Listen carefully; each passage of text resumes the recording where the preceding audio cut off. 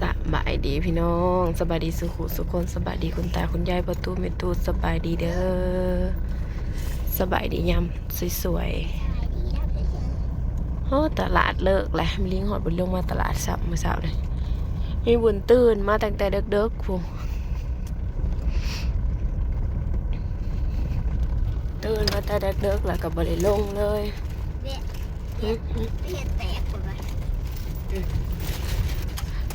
เดี๋ยวกำลังสิไปขายของพี่น้องกำลังสิไปขายของกับลิงสบายดีปะลุงสบายดีปะลุงก็ได้ใส่เสื้องามเลยเนาะกับขนมให้เพิ่นถือขนมให้เพิ่นฝากขนมอย่างขนมเฮียครับเค้กกำลังไปงานบุญเพื่อนกับมือนี่แหละน้องพี่น้องงานบุญบ้านบ่าวเอื้อพุ่นแหละกับมือนี่แต่ว่าแม่ลิงก็บ่ได้ไปนอนเด้ไปยามมื้อเช้าไปมื้องานเลยแล้วก็อยู่จนฮอดดึกแล้วก็เก็บของมามื้อนี้ก็ตรงกับวันอาทิตย์แน่ก็เลยได้ไปขายของ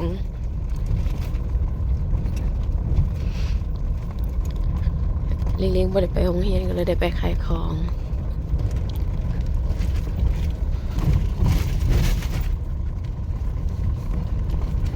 กำลังไปงานเพิ่นก็มีหมอลำผู้ใดได้ยินเขาเจ้าว่ามีหมอลำเรื่องหมอลำเรื่องหมอลำยาวเจ้าน้อยบ้านแม่ลิงนี่ก็มีอีกแล้วงานของหมอแก้วหมอลำเรื่องแม่ลิงก็บ่ได้ไปอัน บ่ได้ไปอันนั้นดอกแม่ลิงบ่มักหมอลำเรื่องมีแต่สิไปขายเครื่องขายขนมพอว่าหมู่บ้านนี่คุณยายก็เอาขนมฝากขนมมาฮอดพร้อมกันแม่ลิงก็ลงไปเอาอยู่บ้านนาพองท่าปุ๊เต็มผักมาให้เป็นพวกขนมโลขนมหลอดขนมข้าวโพดอบกรอบหลายอย่างขนมถั่วดินขนมอย่างหลายอย่างอยู่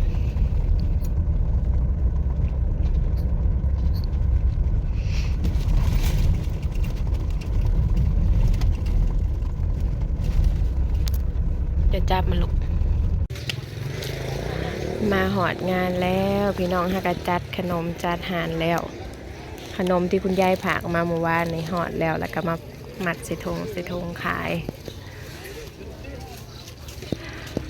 ขนมมียังแน่จะประมาณนี้เด้อพี่น้องคัพเค้กแล้วก็เป็นลาดหนาแยมขนมคัพเค้กอันยังลูกก้อนละ10 บาทอย่าไปบายมึงเบิร์นเด้อค่ะเสียวจังสิจะมีไอ้ยังเกาะคอฟฟอนแยมเป็นแยมบลูเบอร์รี่สตรอเบอร์รี่ช็อกโกแลตแล้วก็คัพเค้กน้อยคัพเค้กถ้วยใหญ่แล้วก็ขนมปังอบเนยแล้วก็มีถั่วลิสงอันนี้เป็นถั่วกับแก้วแล้วก็ถั่วปักอันนี้ถั่วลิสงทอดโรยเกลืออันนี้ขั้นเมลิงจิ๋วพินอาจจะเป็นถั่วลันเตาด้วยพี่น้องจะแมนหรือบอกอันนี้เป็นถั่วแมนข้าวโพดอบกรอบที่คุณยายฝากมาให้จะมีทั้งเป็นช็อกโกแลตเป็นทั้งลายสีลูกสาวคอยกับมีโม่แหละเล่นน้ำกันบ่มีมองอยู่เพราะว่าสถานที่เพิ่นก็แคบนี่ไปนั่งเล่นอยู่ในถาดโอ้ยไปสอเพิ่นระวังเพิ่นตื่นนะลูกขอเล่นน้ำเลยเด้อบ่มีมองอยู่เด้หมู่กับของเล่นมาให้เต็มอยู่ทานค่ะก็หลายหลังมาบัดบุญนะให้ปังนี่แหละสิหลายเพราะมันเดินกว้างอันนี้เป็นขนมป้าตัวของเล่นหลายแท้ของเล่นหลายสบายดีปะลุงนะ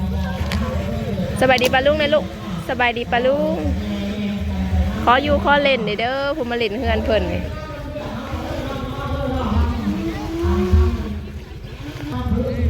เครื่องไม่เลี้ยงกันโคมไม่นี่ซะก่อนแต่มันสีแดดอ่อนๆเนี่ยสิไปไวรถหานขากะลายผ้าห่มผ้าหอกผ้าห้องเสื้อผ้าของอยู่ของกินลูกสาวซีนเคฟน้ำปั่นมาเลาะวะขายขนม แดดมาอีกแล้วอันมะลิงบ่ได้เอาเต้นแต่คุณยายซื้อให้4 แจนำบ่ได้เอามาเพราะว่าไม่ลิงมาผู้เดียวแล้วมันกางยากเลยเอาได้จ้องมาแล้วเล่นห่มน้อยเดียวแต่ก็อดเอาเด็กน้อยกาอันน้อยก็เมิดแดดก็แต่อันคัพเค้กอย่าตากแดดเท่านั้นนี่ก็แดดส่อง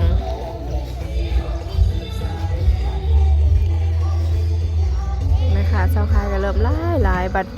งานหมอลำมันไม่ลิงแห่งกสิหลายขนาดนี้แดดเด้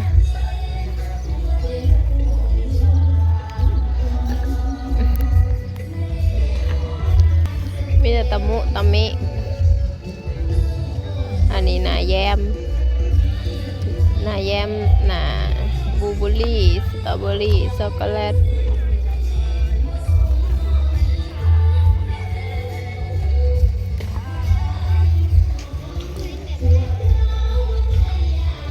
หูเล็งๆก็ได้หมูเล่น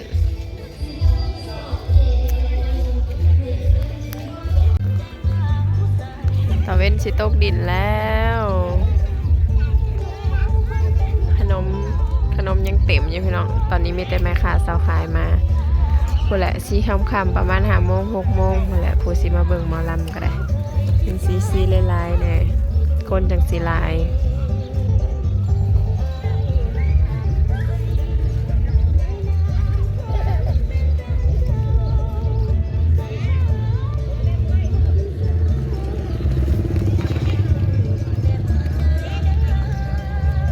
ขนมคัพเค้ก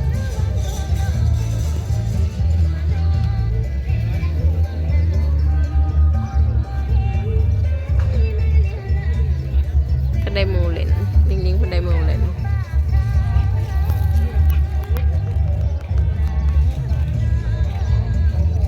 แดดส่องนะลูกมันแดดส่องนะฮะลิงก็ใหญ่ล่มเลยเป็นจะแม่นจักเทื่อแล้วมันน่ะนะแดดเปลี่ยนทิศเลย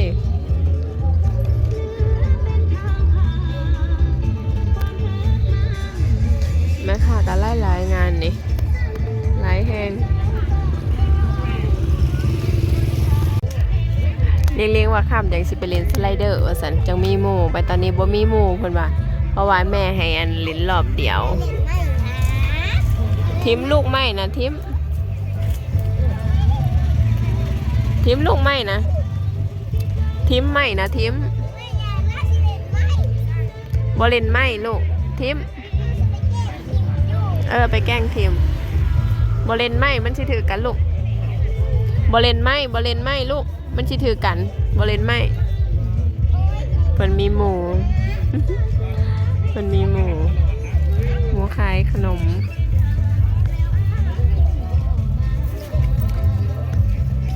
ผูสไลเดอร์ก็อยู่ผูหลังวัดอยู่ในวัด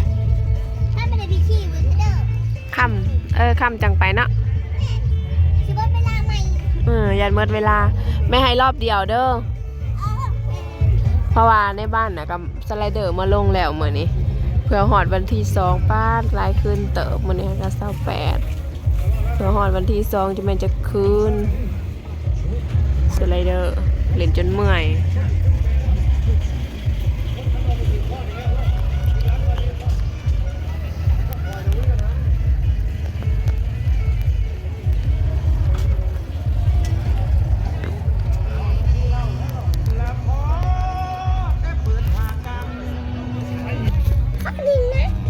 มวนอยู่เล่นสไลเดอร์ถ้าไปขี่ได้ ตอนขี่นะมวนอยู่ว่านี่ขี่มวนบ่พาน้องไปขี่เด้อพาน้องไปร้อยขี่อยู่สไลเดอร์ร้อยขี่อยู่ขี่บ่ข้ามจังไปขี่กับเพื่อนแม่ใจเงินพร้อมกันมันจังได้เล่นลายแม่มันจังบ่ฮ้อนแดดไม่ใช่ให้เพิ่มบ่ให้รอบเดียวให้เพิ่มดิให้เพิ่มเสื้อนะมื้ออื่นบ่ได้ขี่ได้ซะมื้ออื่นบ่ได้ขี่ได้ซะมันล่มในลูกมันล่มในมึงได้มีแต่หมากหินทางบ่ได้อันนั้นมันมีแต่หมากหินนั่นนี่มีแต่กระเดียงบ่เฮ็ดกะเอ้ยมันสิล่มลูกถือเอาดีๆทงนะ ตัวก็เฮ็ดน้องคือกัน อันนั้นเขาเห็นหน้าก่อน